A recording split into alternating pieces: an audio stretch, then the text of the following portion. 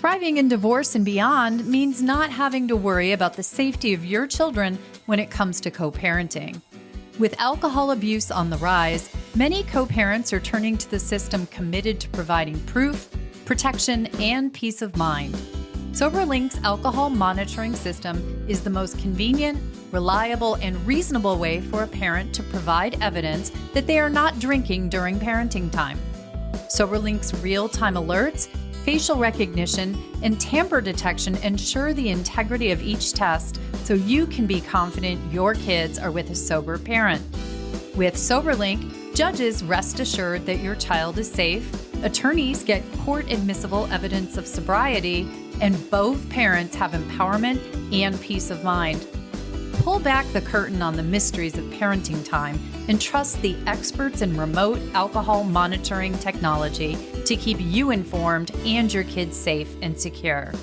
To download the resource I created with SoberLink, Divorce and Addiction, A Guide to Move Forward, visit www.soberlink.com/Susan.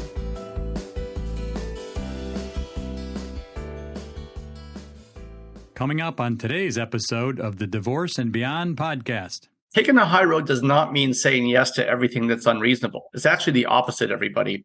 It's about focusing on a limited number of divorce goals that are really important to you, compromising on the volume of things that are unimportant. And any good attorney will tell you, everybody, two things happen.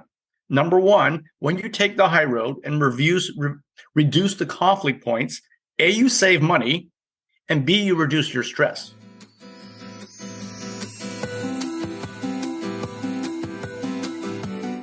Hello, and welcome to the Divorce and Beyond podcast. I'm Susan Guthrie, your host. As a top divorce attorney and family law mediator for 30 years, I know what you need to know to get through your divorce, and most importantly, how to move beyond it to thrive and transition to your new future. My experts and I are here to give you the insider view into the process, so listen in for the wisdom and expert information you need on your journey through divorce and beyond.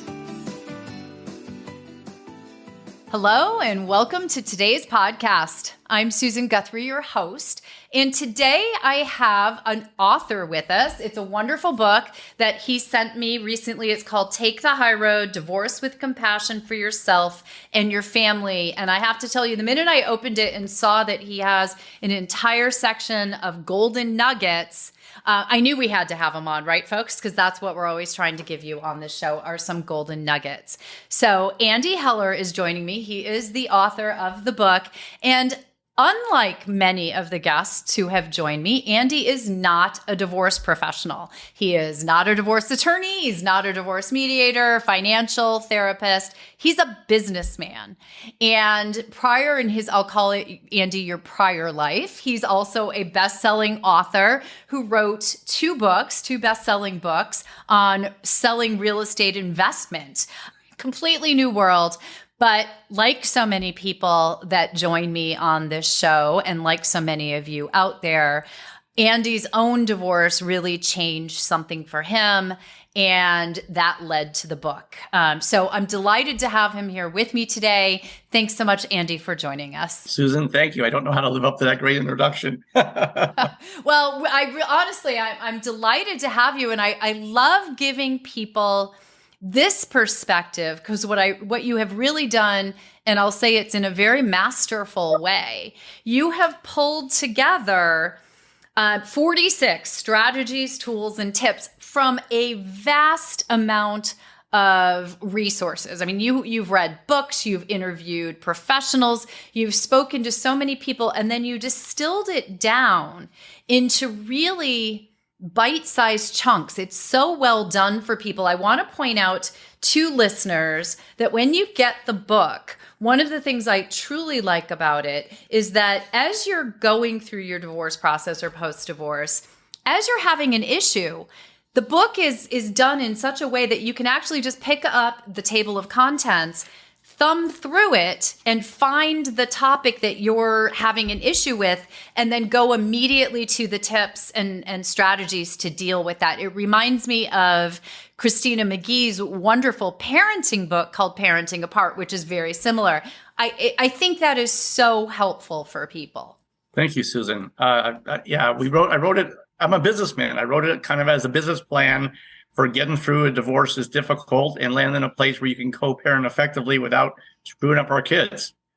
Yeah, well, and ultimately, that's the number one thing that we know that people going into divorce or going through divorce who have children truly want. The number one thing those parents will say is that they don't, I'll use your vernacular, don't want to screw up their kids. And you have wonderful tips in here to do that.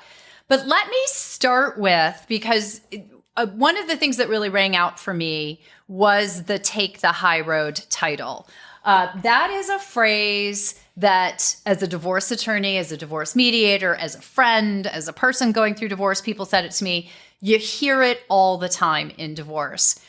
But it's not that easy, and I don't know that everyone means the same thing. So let's start with what you mean by that and why you chose that as the title for the book. Before I answer your question, I'm going to tell you something that's going to make you and your listeners laugh. If I had to do over again, I probably would have picked a different title, because people are looking at the title, they find it on Amazon like, wait a second, I've got to fight about some things here, so this is not the book for me. So it's a bit misleading, Susan. Taking the high road, and you as an attorney will understand this, and the problem is getting the people to step number 2 where they understand it. Taking the high road does not mean saying yes to everything that's unreasonable. It's actually the opposite, everybody. It's about focusing on a limited number of divorce goals that are really important to you, compromising on the volume of things that are unimportant. And any good attorney will tell you, everybody, 2 things happen. Number 1, when you take the high road and reduce the conflict points, A, you save money, and B, you reduce your stress.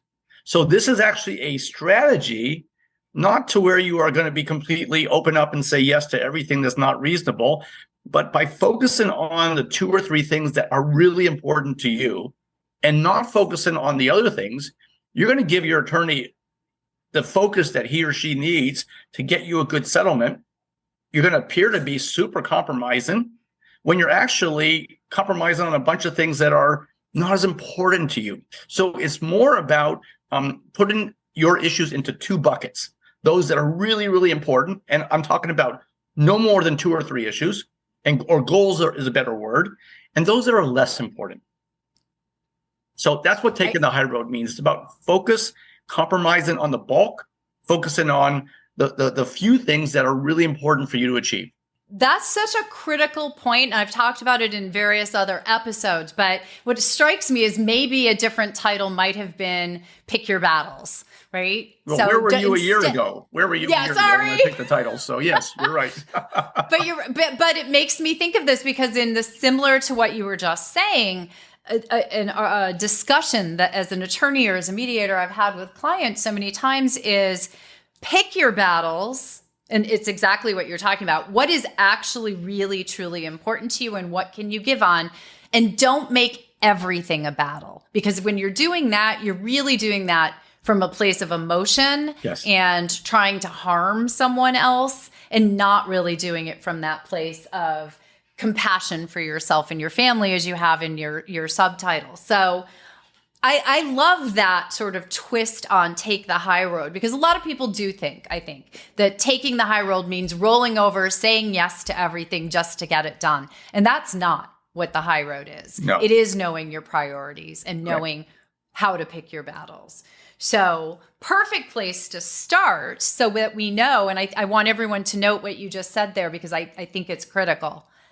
Needing to have a strategy. Right? And we're going to talk about that some more because as we break down your book, you have broken down your book. One of the things that I think it makes it so easily digestible is not that you just broke it down into the 46 tips, but you also have those tips broken down into 4 categories. So you have part 1, which is, note the words, folks, divorce strategy, structure and goals. We're going to talk about strategy, as I said. Number 2 is action steps to help your children manage life's changes. 3 is don't forget about your own needs when divorcing. And 4 is healthy dealings with your ex. So that in and of itself, just by compartmentalizing and taking your tips and finding which one they break down into, I think is also an additional way of helping people understand sort of the umbrella that their issues are falling under. So what I thought might be fun to do would be, let's take one tip from each section and let you really sort of dive into that. If I had my druthers, we'd go through all 46 and just give everybody all your magic at one time, but they'd be on the podcast. They'd be listening to a podcast for a couple of days. So how does that sound? We'll dive in on part 1. I'm on the diving board. Let's do it. I like that. I like the visual too. All right. So part 1 is divorce strategy, structure, and goals. And the tip that I wanted to talk about, because I have, again, said this to clients myself, always tell the truth and avoid playing games. During divorce, particularly when you're negotiating, very often one of the complaints that I heard in all the interviews that I did was that, oh, I'm concerned because my spouse is lying about this or lying about that. I'm not a good dad. I'm not a good mom, or this or that. Well, how do you respond to that? That's a really, really crucial point. So I'm going to make 2 points. First is the various players in your divorce, both attorneys, if you have a judge involved, if you have a mediator involved, they're going to figure out if you're not telling the truth. So you're not fooling anybody. And this is a part where I say take the high road. So you've got to have the skills, and here's where I bring in some business counsel, where there's business structures involved. If you're in a business meeting and a high conflict business meeting, and somebody's saying something that's not the truth, you can't ever say, well, you're not telling the truth. You can't handle it that way. But what you can say is, Susan, I don't recall it quite like that. And here's what I recall. So the attorneys will know exactly what you're saying. So don't stoop to that level, because if you lose the trust of the players that you will need to get a healthy settlement, it's going to actually hurt you. So if your former partner is stooping to a low level, don't follow him or don't follow her down that rabbit hole. But doesn't mean you have to agree. I don't recall it that way. And then again, in the book, we give you some wording to use. But you're not going to accept what they say. You're going to create doubt, and then you're going to pivot and give your version. And your version should be the truth. I always tell people, and this is maybe the high road, right? This is not a situation where 2 wrongs make a right. If your partner or your ex-spouse is lying or telling something that's not true, don't think that then gives you a free pass to make up your own version. Tell the truth. I love that you said, we professionals who have been in this field for a long time, those judges, the evaluators, the lawyers, we're in general intelligent people, and we've seen a lot of this. So We know you're right. So telling the truth, I think that is a really key strategy. And then the avoid playing games, because people can really get in their heads about game playing. Yes. Yeah. You got to keep it simple. This is where that first thing we were talking about setting goals helps. If you've given your attorney 2 goals, he or she will focus on that. And when the other things come up, you'll move past that quickly and stick to the 2 or 3 goals you want to accomplish with your divorce settlement. That one I think is critical. You're making me think of situations that I've seen where a client who's very focused and has done that, they've said, oh, my 2 goals, a really good parenting plan where I have, a great amount of time with my children and I want to keep the house or whatever. They've identified their goals. Then their spouse starts playing, I'll call it playing games, and filing like all these motions over small issues left and right. And you get sucked into that vortex of just playing games, going down the road of arguing over 15 minutes of drop-off time and getting away from working out a parenting plan that's going to work for your kids at the end of the divorce. And it's easy to do because of that emotional content you were talking about. So staying focused on your goals that you were talking, I think that's really an important point. Yeah, I'm going to throw in a really quick tip on helping you control or make it difficult for your former partner to play games.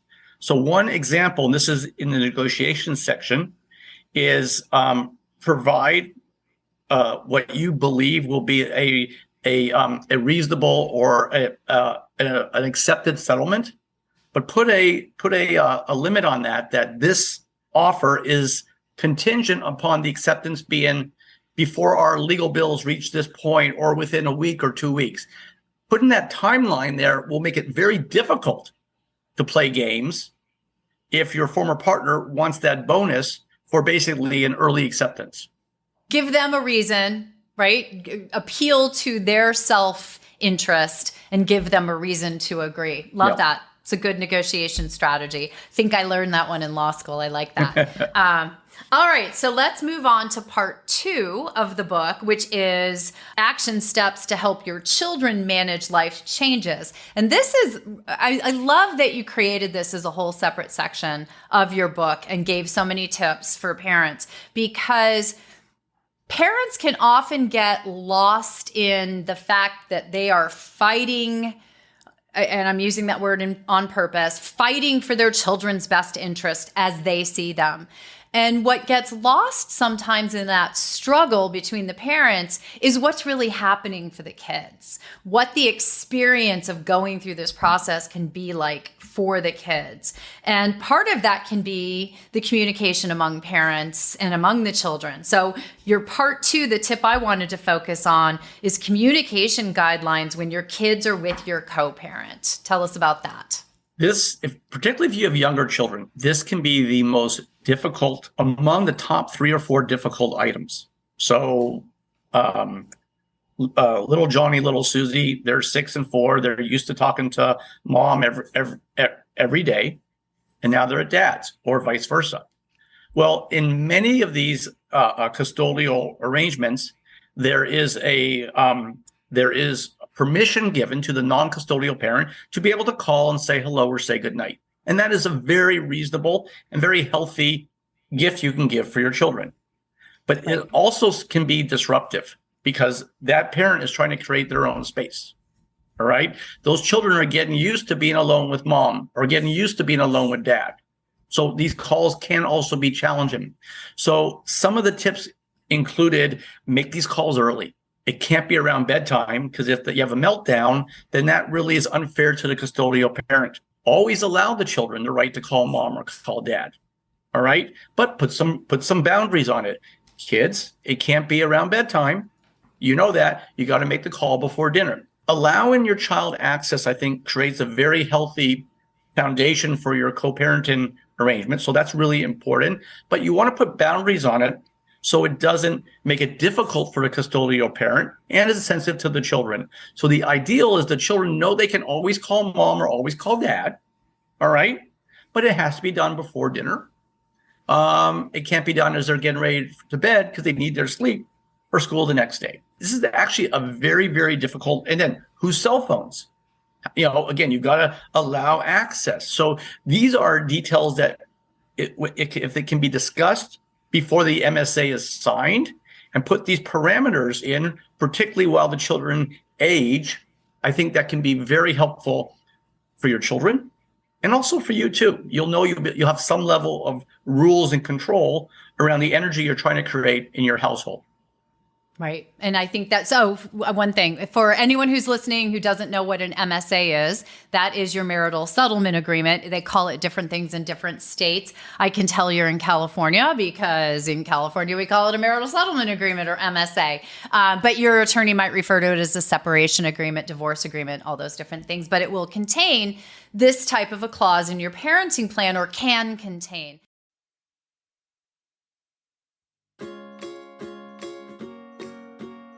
Stay tuned for more from author Andy Heller on why taking the high road in your divorce allows you to divorce with compassion for your family and yourself.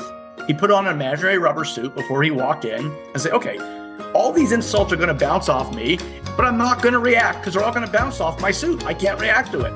I'm not saying you got to adopt the same imaginary rubber suit. What I am saying is, for most of us divorcing, you will need a coping mechanism that will work for you so that you don't lose it, you're not rude in return, and most importantly, your children do not recognize that you're not yourself and do not feed off your negative energy as best as possible.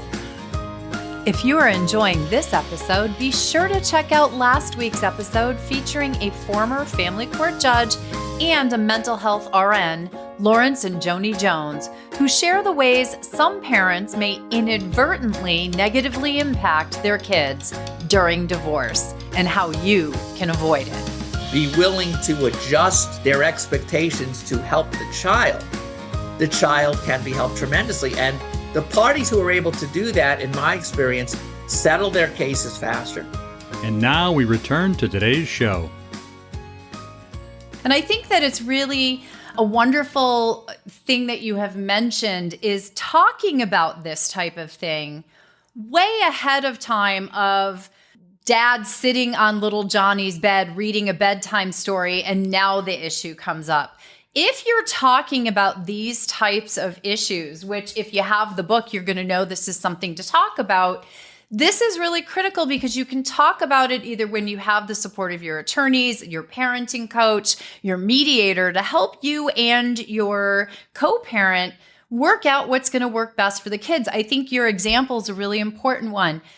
A child might, at the time of going to bed, might want that outreach to the other parent. But if it's upsetting, both parents know that's actually probably what's not best for that child. If it's going to be an upsetting thing, then for that child, it may delay their bedtime. They can get all emotional. It becomes making going to bed, something that's very difficult in a separate household, making the whole thing more traumatic. So having that opportunity to talk about it ahead of time and have the two parents have that conversation, not over the phone, over little Johnny's bed, right? So important. Yeah. So wonderful tip, and highlights just how important it is for parents to get on that same page with each other about how this is all going to actually work for little Johnny, little Mary, their children. So fantastic tip there.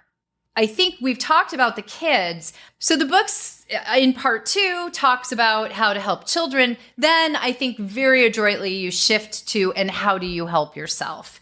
Part 3 is all about don't forget about your own needs when divorcing. And if I say nothing else in the world, I say do not forget to take care of yourself when you're going through divorce. Self-care is the most critical when you are going through a stressful time.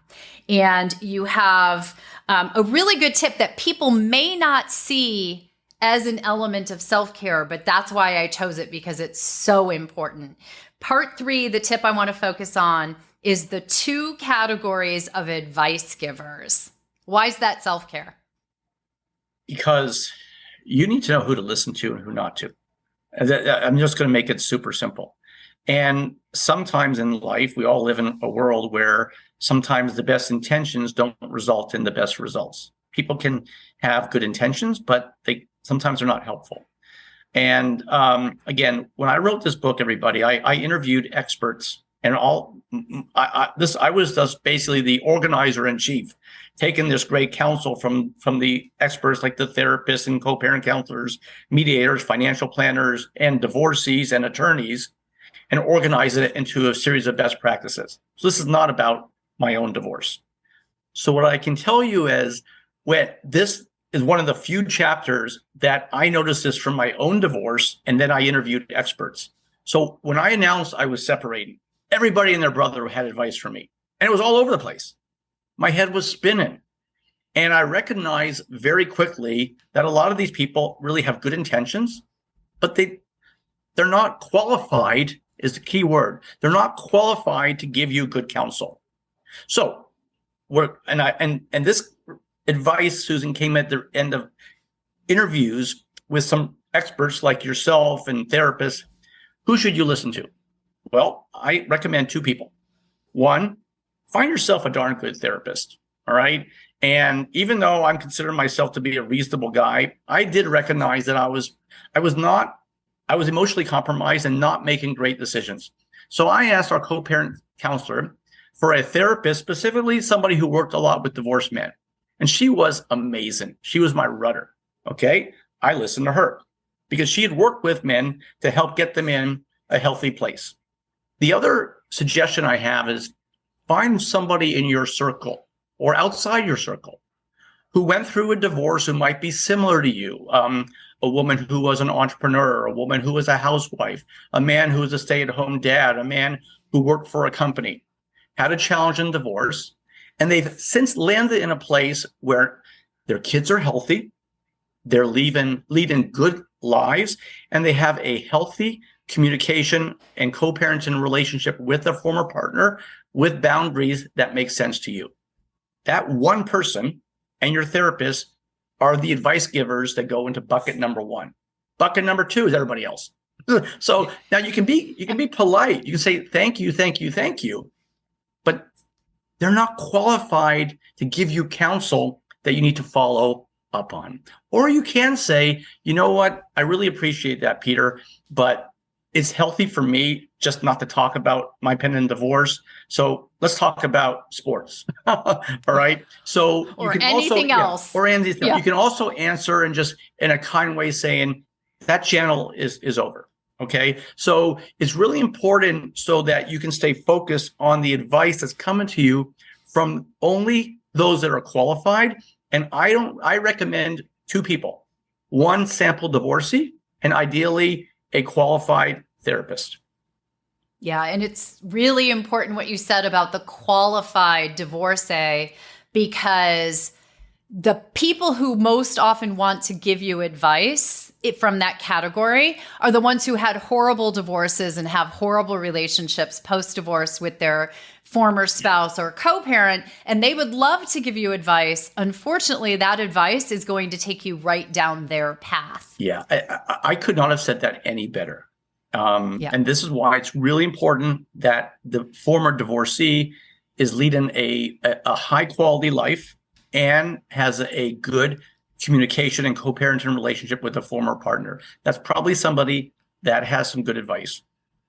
Right. And I've never heard anybody actually say that. It's usually don't listen to your friends and family. They're well-meaning, but they often will have advice that is, you've got to, one of my friends' fathers told her, go take all the money out of the bank accounts and, close out all the accounts and use the credit cards and do all these things that were guaranteed to start that divorce off on absolutely the wrong foot. That was not necessary. And if she had not recognized that and followed it, it might have been a very different divorce for her, but it was as good a divorce as you can possibly have. Excellent. So I think that's critical. I wouldn't be a divorce attorney if I didn't also say that you should take advice from your divorce attorney, legal advice.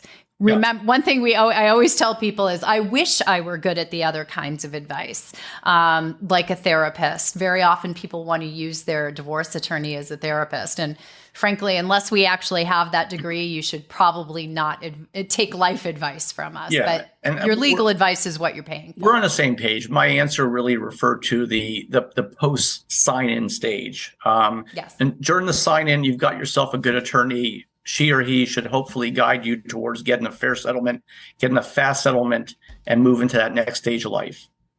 Yeah. And those are all key. So let's hit part 4, because part 4, now we've covered the process and strategy. We've covered, the kids. We've covered helping yourself and self-care. Now part 4 is focused on healthy dealings with your ex. And this has got to be my favorite name of a tip that you have in here. The name of this tip is putting on an imaginary rubber suit. Tell us about that one.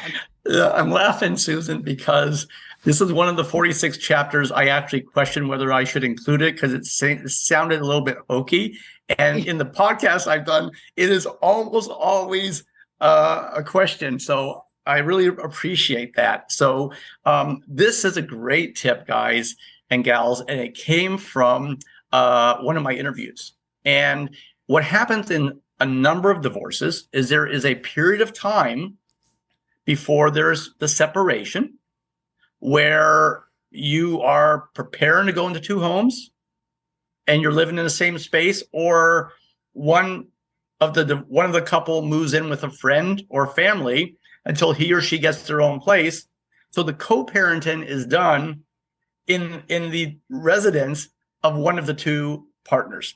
And that is uncomfortable for the other partner. And when a relationship is coming to its close, all right, and ending, both parties don't always realize optimally that they're not being kind. They're being kind and mean, and sometimes we can be that way unintentionally, guys. But the other party is being hurt by the actions, the tone, the comments. So this chapter came from a tip from a divorced dad. He moved out, stayed with friends for a number of months.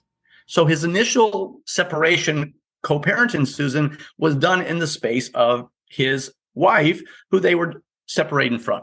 And it was like every time he walked in there, his parenting was never good enough. The support they were talking about was never the right amount. It was just horrible. So what he did was he created a little game with himself. He put on an imaginary rubber suit before he walked in and said, okay, all these insults are going to bounce off me, and let's have a contest to see if the next insult can be better or meaner than the last one. But I'm not going to react because they're all going to bounce off my suit. I can't react to it.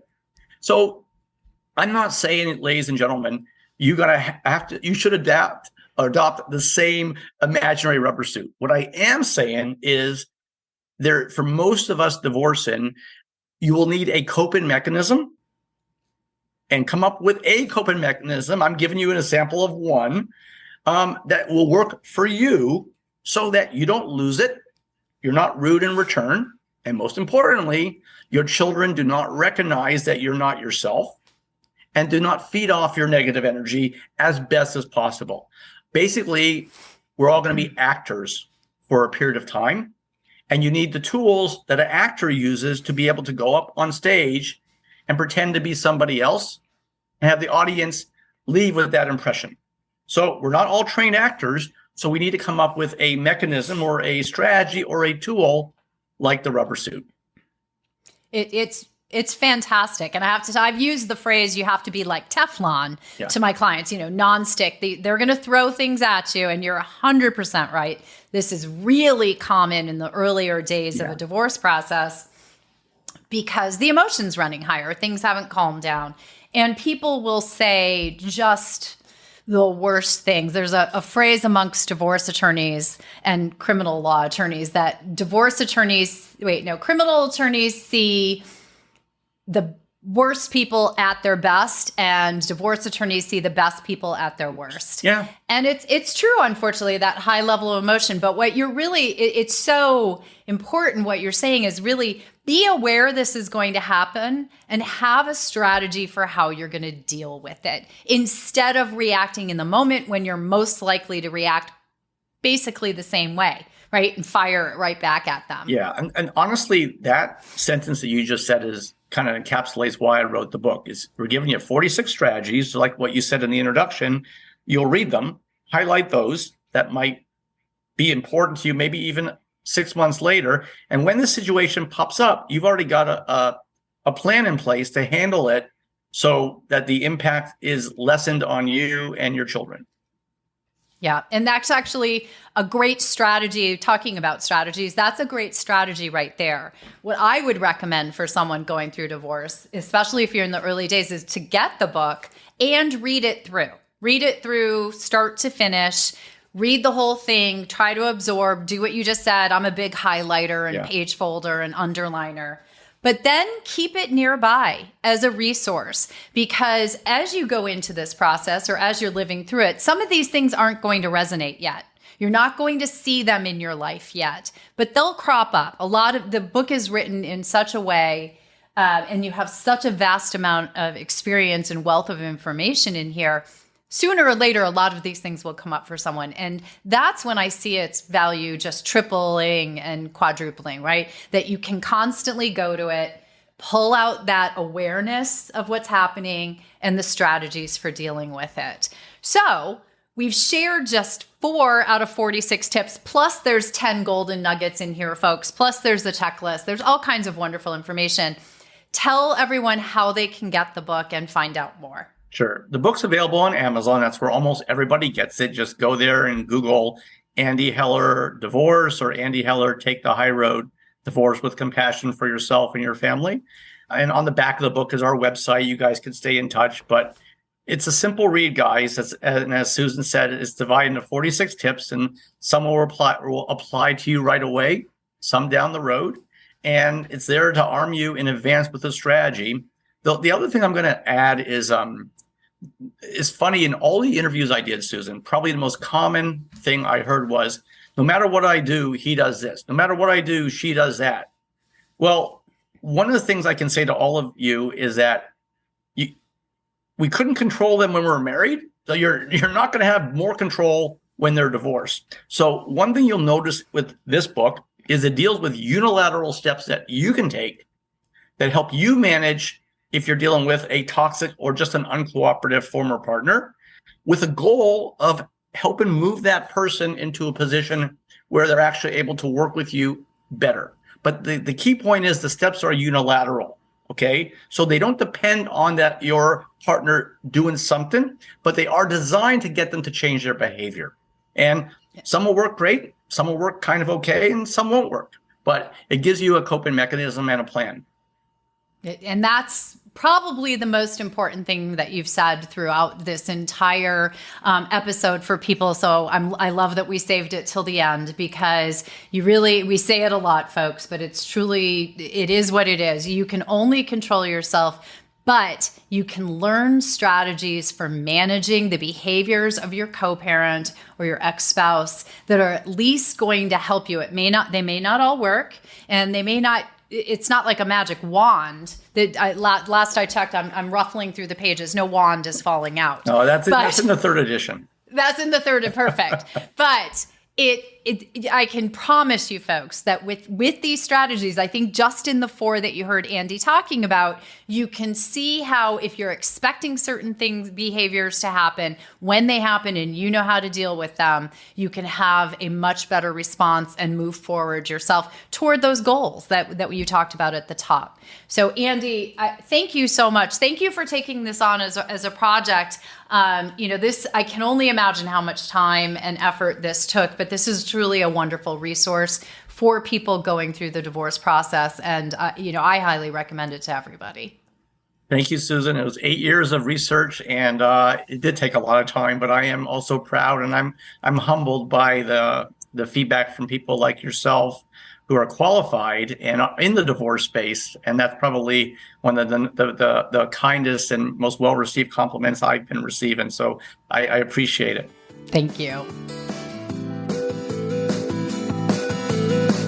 Thank you for joining me today on the Divorce and Beyond podcast. I hope you found some information and inspiration to help you on this journey. Please join me every Monday at 6 a.m. Eastern Standard Time for a new episode. And if you like the show, please take the time to subscribe and leave me a 5-star review on iTunes. You can also find more information on the website at divorceandbeyondpod.com, where you'll find links to the YouTube channel, transcripts of the episodes, and other bonus content. So I'll see you next week to help you move through your divorce and beyond.